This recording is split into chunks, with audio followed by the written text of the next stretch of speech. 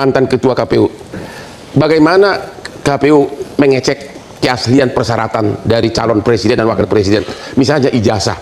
Apakah KPU melakukan verifikasi ke universitasnya? Iya, jadi ketika peserta pemilu datang ke kita, ya, kalau pemilu presiden berarti capres dan cawapres, ya, seluruh dokumennya kita verifikasi. Ke siapa? Untuk ijazah itu kita minta mereka menyerahkan ijazah, fotokopi ijazah yang telah dilegalisir. Jadi kalau dia alumni Universitas A, maka di situ akan terstem legalisir dari Universitas A. Akses verifikasi langsung ke universitasnya. Dalam hal kami ragu-ragu dengan dokumen tersebut, maka kami lakukan verifikasi faktual. Pernah nggak dilakukan itu? Kami lakukan. Kasus yang mana? Presiden yang mana? Kalau waktu pencalon pilpres kapan? Seingat saya kalau pencalonan pilpres kami tidak ragu dengan dokumen-dokumen yang diserahkan. Jadi belum pernah dilakukan? Verifikasi dilakukan. Nggak, verifikasi kan ada universitas belum pernah dilakukan. Verifikasi saya tidak mengingat ya, karena tim verifikasi itu kan ada tersendiri, teman-teman gitu. Tapi dalam hal kita tidak yakin atau mengalami keraguan-raguan atau ada masukan dari masyarakat, maka kami melakukan verifikasi faktual. Jadi dua tahapan verifikasi kita lakukan. Pertama verifikasi administrasi, kedua adalah verifikasi faktual. Kalau tidak ada keraguan-raguan, kenapa harus dirahasiakan? Di era kami tidak kami rahasiakan. Kami punya sistem informasi namanya Silon, sistem informasi calon. Seluruh dokumen yang diserahkan kepada kita itu kita pampangkan, termasuk dokumen ketika pileg. Itu kan ada puluhan ribu kandidat tuh, kita tampilkan. Nah, seperti disampaikan oleh Ketua Komisi 2 tadi, memang ada dokumen yang tidak harus atau tidak boleh untuk ditampilkan, kecuali ada persetujuan dari yang bersangkutan. Nah, kami di dalam formulir itu kami cantumkan apakah Anda bersedia ditampilkan atau tidak. Nah, pada saat itu semuanya menyatakan bersedia untuk ditampilkan. Jadi sebetulnya justru mereka tertolong gitu ya, karena KPU mempublikasikan profil dirinya gitu loh. Ini pendidikannya luar biasa. Oh, ini aktivitasnya luar biasa. Itu dicantumkan semua dan kita publikasikan gitu. Oh, begitu. Itulah makanya visi misinya. Gimana, Pak Rek? Itulah makanya mengapa ini harus dibuka soal ijazah misalnya. Bagaimana kita tahu bahwa ijazah itu asli? Boleh jadi KPU-nya tidak terlalu peduli. KPU baru peduli kalau juga ada masukan dari masyarakat. Tapi bagaimana masyarakat mengetahui bahwa ini asli atau tidak kalau mereka nggak pernah melihat ijazahnya? Nah, oleh karena itulah menurut saya ijazah itu bukan dokumen yang dikucilkan, bahkan dokumen yang wajib dibuka kepada publik. Sama seperti LHKPN. LHKPN itu bahkan ketika dibuka pun kita tahu itu kadang-kadang nggak jujur kok mereka membuat LHKPN itu. Masa ada calon presiden misalnya gitu ya, kekayaannya cuma segitu, kita tahu apa yang dilakukannya tiap hari macam-macam dan sebagainya. Ini pun mau ditutup oleh KPU. Pak Juanda, Bapak sebagai ahli hukum, KPK malah mengumumkan LHKPN, benar kan? Kok di sini malah dikatakan nggak boleh lihatnya, malah di sini dokumennya tertutup di KPU, kan bertentangan itu. Gimana menurut Bapak? Ya, tadi saya melanjutkan, itu kan memang dalam konteks negara hukum ini ada 2 dan 3 sebenarnya pedoman. Pertama, seorang pejabat atau lembaga negara itu mempedomani peraturan perundang-undangan. Itu satu. Yang kedua, asas-asas penyelenggaraan pemerintahan yang baik. Yang ketiga tentu di situ adalah etika yang perlu dikedepankan. Nah, dari 3 hal tadi, saya melihat 2 dan 3 ini semuanya sudah dilanggar oleh KPU. Nah, kenapa saya katakan seharusnya barang yang seperti yang dikatakan Bang Roy tadi, hal-hal memang tadi sudah ada 2 hal, ada yang memang bisa dibuka, ada yang memang sudah tidak dibuka, memang sudah hak publik itu. Nah, oleh karena itu saya kira ini sangat janggal saya lihat dari tindakan ini. Yang paling saya aneh itu setelah di SK kan kemudian langsung dibatalkan. Nah, ini kan tidak cermat publik. Oleh karena saya kira ini adalah hal yang sangat perlu kita pertanyakan kepada mereka yang ada di situ. Ada apa sebenarnya? Apakah tidak memahami soal-soal apa ini adalah kepentingan publik atau ini adalah rahasia?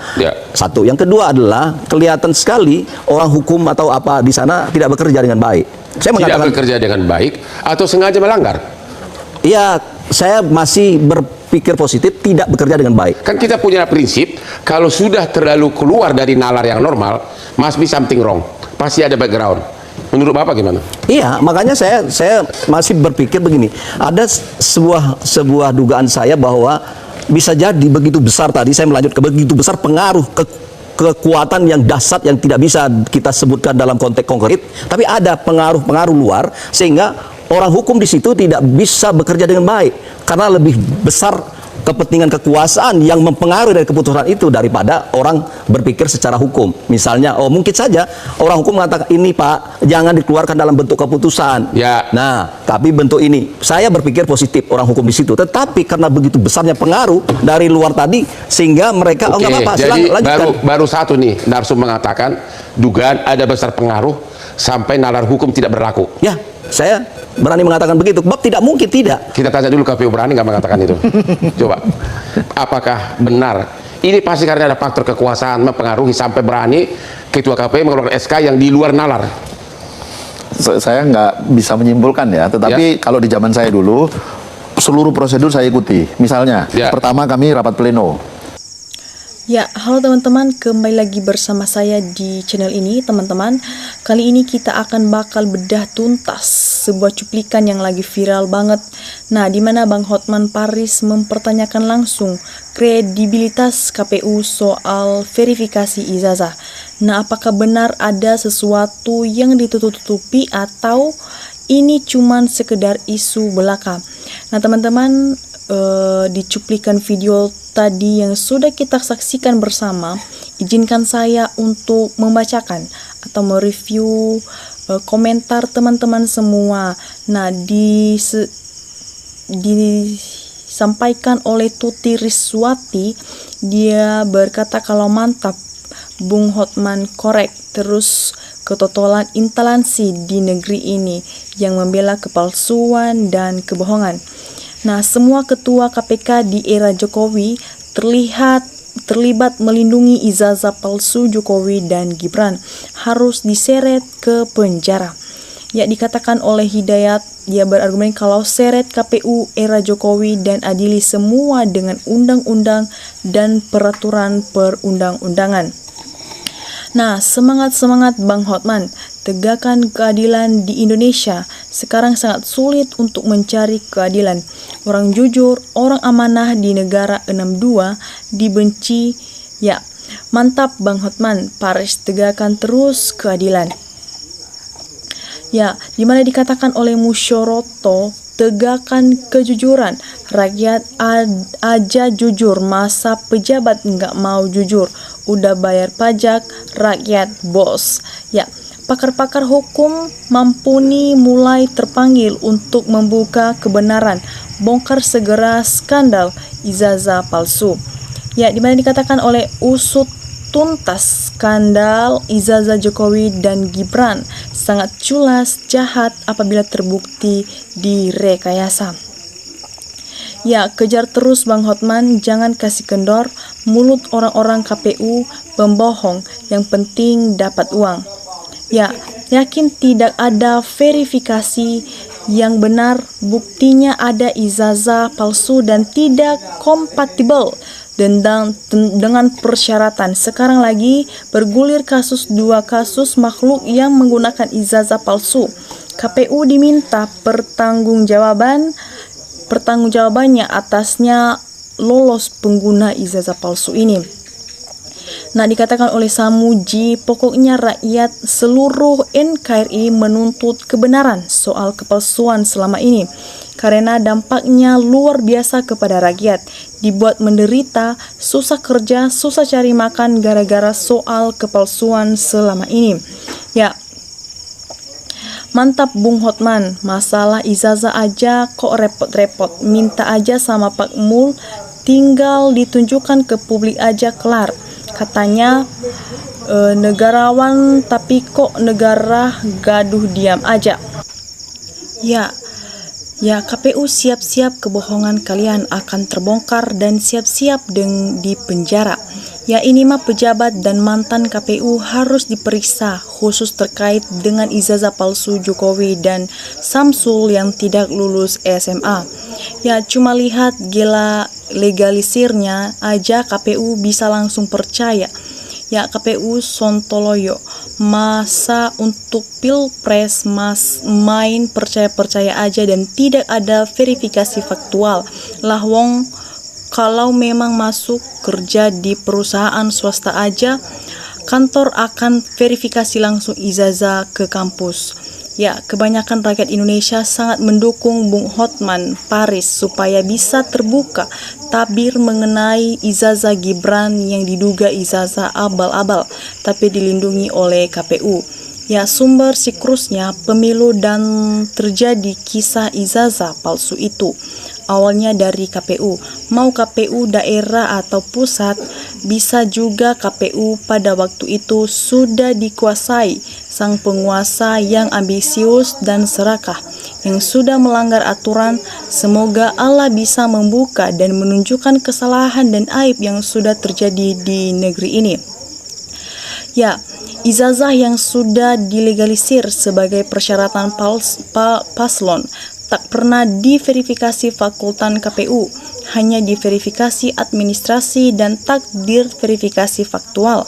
Akses pengawasan dari Bawaslu dibatasi dengan alasan tertentu. Lihat banyak masalah dalam penetapan peserta pemilu untuk parpol di daerah kabupaten. Nah, kotak parpol tidak memenuhi syarat oleh KPU, dinyatakan memenuhi syarat. Tanya saja penyelenggara pemilu KPUD atau Bawaslu. Ya, kebohongan dan kerusakan sistem di negeri ini merajalela semenjak pemerintah si manusia iblis. Ya, orang yang lamar kerja aja perusahaan melakukan verifikasi ijazah ke sekolah asal pelamar tanpa pengetahuan. Lah, ini yang mau dipimpin negara, verifikasi tidak sampai ke titik asal ijazah tersebut dikeluarkan. Ya, bisa kena UGM atau kalau ijazah palsu. Misalkan palsu kok bisa dilegalisir, digurkan untuk hal-hal tertentu. Ya, kebenaran harus didudukan di tempat teratas. Tidak boleh ada yang ditutupi apalagi dilindungi untuk kepentingan Indonesia bersatu.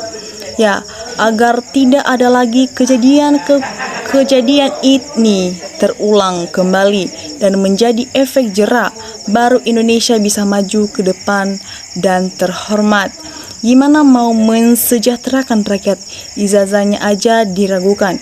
Wawasan dan pengetahuan itu penting bagi wakil negara. Ya, teman, ada yang pernah jadi ketua KPU di daerah, semua ijazah langsung dikonfrontir ke kampus, dikirim surat ke kampus, ditanya benar nggak ada orang ini amlumi kampus ini, jadi nggak perlu nunggu ragu-ragu. Ya, harusnya KPU yang meloloskan Gibran ditangkap. Ketua KPU takut sama penguasa, nggak pernah mengecek ke aslinya ijazah presiden dan wapres. Nah, teman-teman, bagaimana menurut kalian tentang cuplikan video yang baru saja kita saksikan? Jangan lupa tulis di kolom komentar, teman-teman, tentang pendapat kalian agar kita bisa berkembang untuk membangun Indonesia maju. Nah, teman-teman, sampai jumpa di lain video. Salam NKRI harga mati.